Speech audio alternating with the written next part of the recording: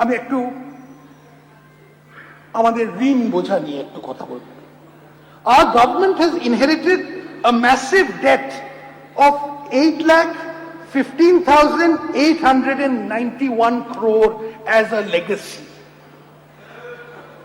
This is a potentially crippling debt.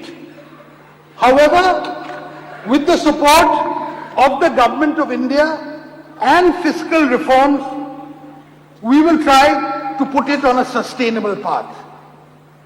In this budget, the revenue deficit as a percentage of GSDP, that is the state domestic product, is projected to be 1.02%, down from the revised 2025 figure of 2.07%.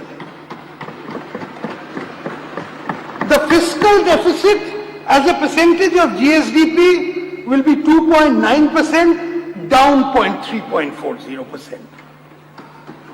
And the debt stock as a percentage of GSDP is projected to be 37.98%, down from 38.29. মাননীয় অধ্যক্ষ মহোদয়, একটা দুর্নীতি মুক্ত প্রশাসনিক কাঠামো গঠন করা আমাদের দৃষ্টিভঙ্গির মূল স্তম্ভ। আমরা স্বচ্ছতা, দায়বদ্ধতা ও আইন ভিত্তিক সিদ্ধান্ত গ্রহণের সংস্কৃতির প্রতি অঙ্গীকারবদ্ধ থাকব। রাজ্যে জনগণের আস্থা অবশ্যই পুনরুদ্ধার করতে হবে আমাদের। রাজ্য সরকার নাগরিকদের কাছে পৌঁছতে আপনার সরকার আপনার পাশে নামে একটি নতুন উদ্যোগ নিয়েছে, যাতে দ্বারা 820820, আমি আরেকবার বলছি, 8282082820 টোল ফ্রি হেল্পলাইন মাধ্যমে স্বচ্ছতার তার সরাসরি সরকারের কাছে যোগাযোগ করে তাদের অভিযোগ নিষ্পত্তি করতে পারেন।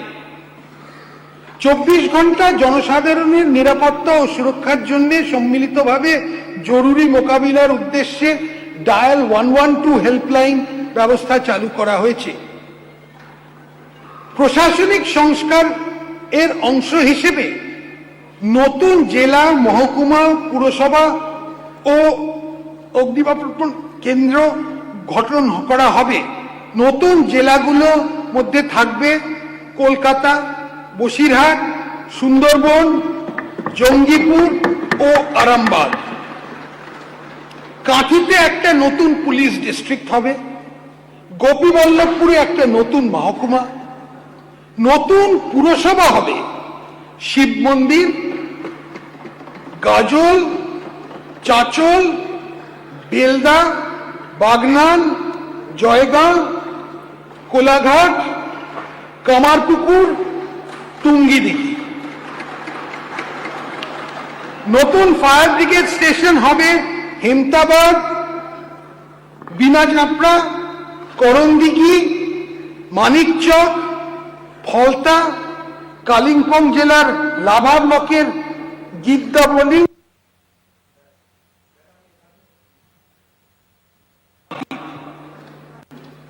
দার্জিলিং এর ডালি ফায়ার ব্রিগেড স্টেশনটাকে উন্নত করা।